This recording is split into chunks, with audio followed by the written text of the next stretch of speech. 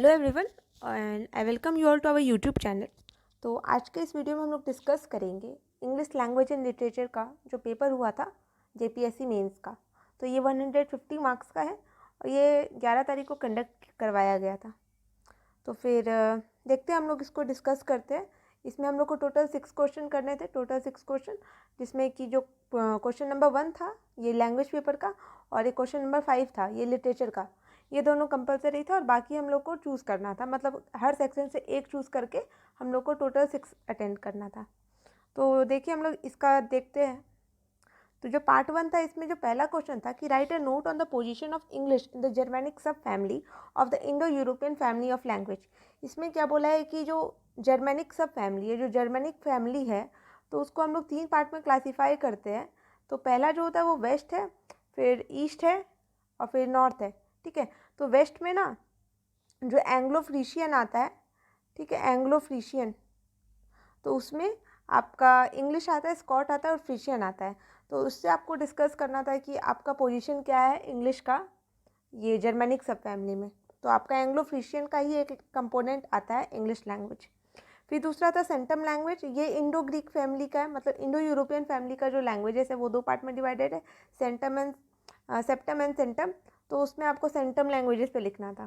फिर third question था कि write a note on the consonant shift in the Indo European family of languages. Consonant shift, यहाँ पर Grimes law का बात किया गया है कैसे इसमें जो कॉन्सोनेंट है वो शिफ्ट किया, ये 1882 में जेकब ग्रिम्स के द्वारा दिया गया था। फिर फोर्थ क्वेश्चन था कि describe the various branches of the Germanic सब फैमिली। तो इसमें वही था कि वेस्ट, ईस्ट और नॉर्थ ये तीनों को हम लोग को डिस्क्राइब करना था। और जर्मैनिक सब फैमिली एक तरह से ये ट्यूटोनिक वर्बल सिस्टम को पूछा गया था, जर्मैनिक सब फैमिली करके।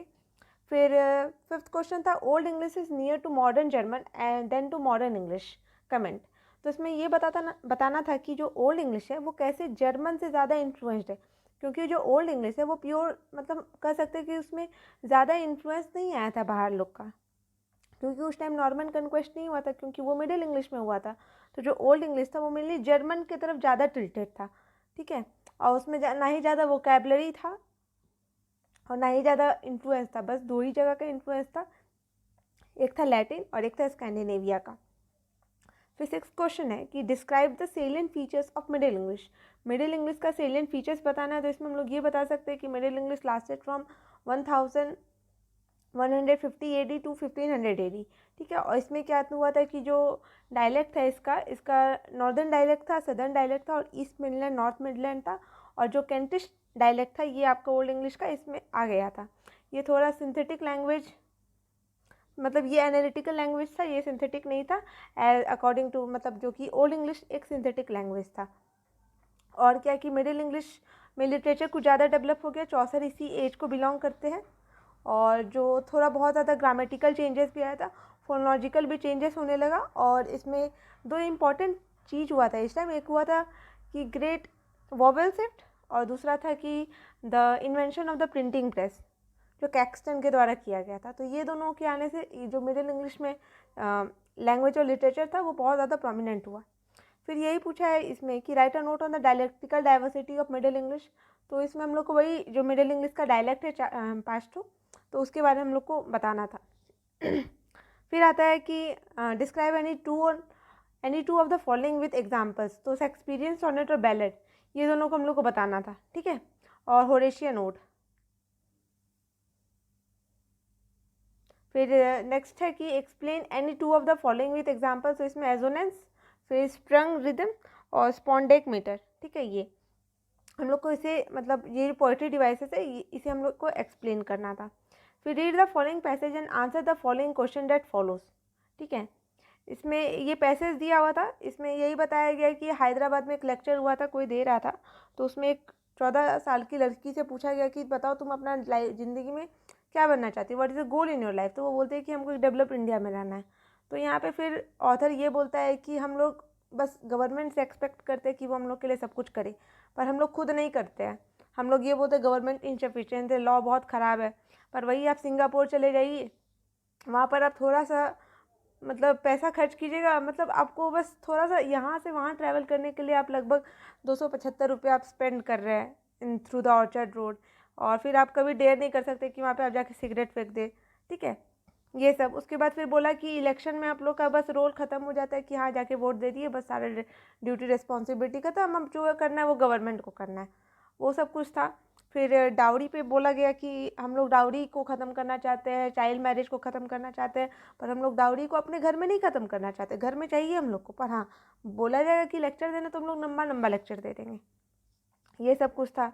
फिर बोला कि अगर हम लोग को कभी कंट्रीब्यूशन करने बोला गया कि हाँ भाई कंट्रीब्यूशन करो, इंडिया में तो हम लोग कहीं छुप जाएंगे या फिर हम लोग अपने आप को डिस्टेंस कर लेंगे, और फिर कभी अगर आफत आता है जैसे कि कोरोना टाइम में हुआ या कहीं पर भी अटैक होता है तो हम लोग बोलते हैं, जैसे अभी यूक्रेन ही चल रहा है, ठीक है, अभी हम लोग मतलब बहुत लोग चला गया यूक्रेन, पर अब जब उसको मदद चाहिए तो वो इंडियन गवर्नमेंट को डिमांड कर रहा है कि हाँ हमको वापस लेके आओ, ठीक है, तो सब कोई अब्यूज़ करता है कंट्री को और कोई मतलब साथ नहीं देता। तो हम लोग को ये सोचना चाहिए कि हम लोग का इंडिया डेवलप क्यों नहीं, क्योंकि Indian people are not doing good for the society, मतलब फॉर द कंट्री।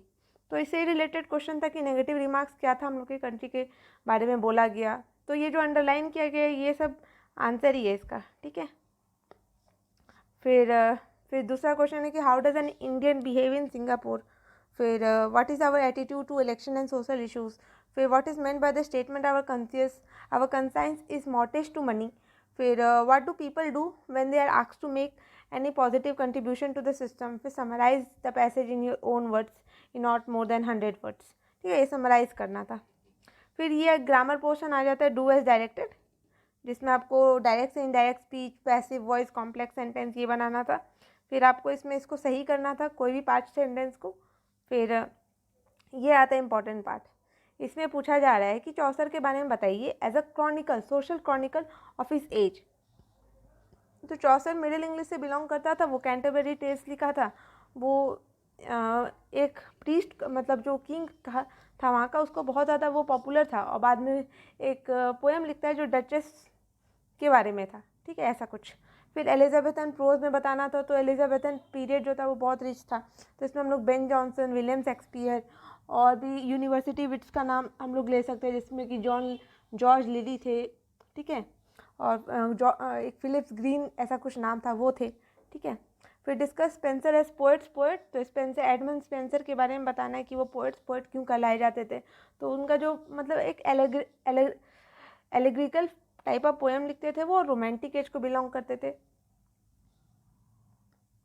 फिर नेक्स्ट क्वेश्चन था कि इवेल्युएट ड्राइडन एज ए सैटायरिस्ट।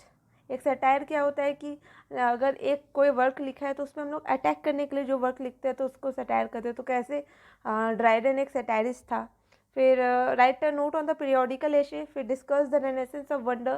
फिर write a note on feminism. ये फेमिनिज्म में यही लिख सकते थे कि जो जेन ऑस्टन है तो वो बहुत सारा अपना वर्क लिखी, जैसे प्राइड एंड प्रेजुडिस, एमा, ठीक है, सेंस एंड सेंसिबिलिटी, जो कि एक तरह से विमेन को अब सोसाइटी में अपलिफ्ट कर रहा है।